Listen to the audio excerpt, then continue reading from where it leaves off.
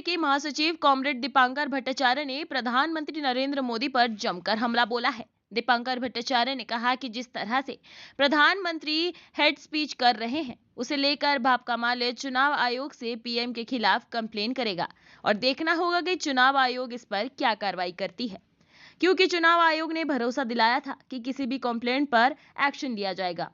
वहीं उर्गुलान माह रैली की सफलता से उत्साहित दिखे कॉमरेड। उन्होंने कहा कि कोडरमा में माले के प्रत्याशी विनोद सिंह के जीत के लिए जन सहयोग का अभियान चलेगा और जनता से टोकन के सहयोग से पैसा लिया जाएगा। भट्टाचार्य ने कोडरमा की स्थिति पर चिंता जाहिर की, साथ ही भाजपा पर निशाना साधा और कहा कि लंबे समय तक भाजपा इस सीट का प्रतिनिधित्व करते आ रहा है और विकास से दूर रहा है कोडरमा। माले उम्मीदवार विनोद सिंह 1 मई को नामांकन दाखिल करेंगे और महागठबंधन के कई नेता और माले के स्टार प्रचारक प्रचार करेंगे।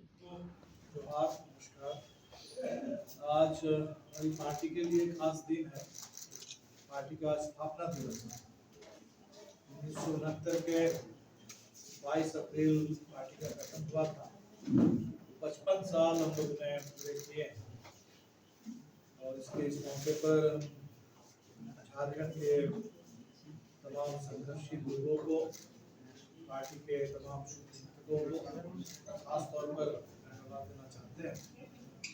और इस बार ये स्थापना दिवस चुनाव के बीच में है। कल हम लोगों ने उर्गुलान रैली के जरिए पूरे झारखंड का जो एक जन संकल्प है, उस आवाज को बुलंद किया। और हमें लगता है कि झारखंड और दिल्ली दो खास तौर पर ऐसे प्रदेश है जहां इस समय भारतीय जनता पार्टी की विपक्ष रहित लोकतंत्र की जो साजिश है, उसकी सबसे ज्यादा मार इन दो प्रदेशों पर पड़ी। हेमंत सोरेन गिरफ्तार है, अरविंद केजरीवाल गिरफ्तार है।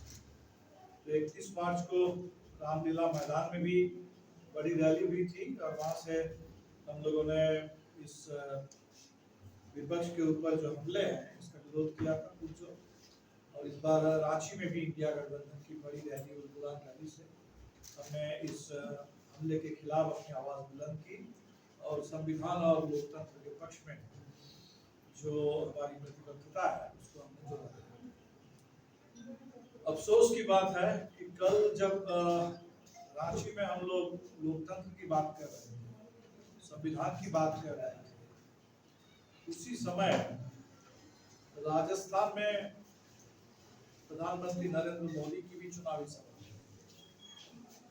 और मोदी जी जो खुद कहते हैं कि सबका साथ सबका विकास, तो उनकी राजनीति विकास की है और सबके लिए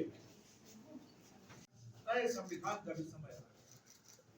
ये बीजेपी का लगातार प्रचार रहता है कि अम्बेडकर के संविधान को अंग्रेजों का संविधान बताने, ये झूठ फैलाने की कोशिश करते रहते हैं।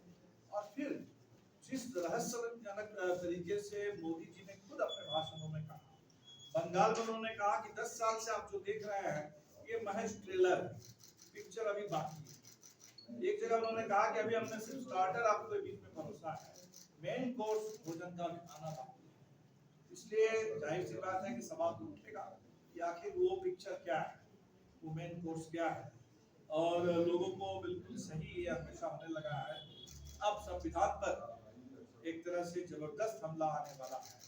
और वो संविधान जिसके तहत इस देश को लोकतंत्र मिला है, संसदीय प्रणाली मिली है, बहुदलीय व्यवस्था मिली है, इस देश के दलितों, आदिवासियों, पिछड़ों को आरक्षण का अधिकार मिला है, इस देश के नागरिकों को बोलने की आजादी, स्वतंत्रता, अभिव्यक्ति की स्वतंत्रता मिली है।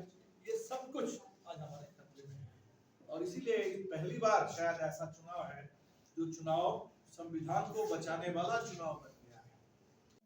बहुत पुरानी तरीके से जहरीला उनका जो पुराना प्रचार है देश में कम्युनिस्टों के खिलाफ और मुस्लिम समाज के खिलाफ, फिर उसको और चुनाव में ये जरूर चुनाव आयोग को भी देखना चाहिए कि चुनाव में धन बल का इस्तेमाल इतना बढ़ रहा है।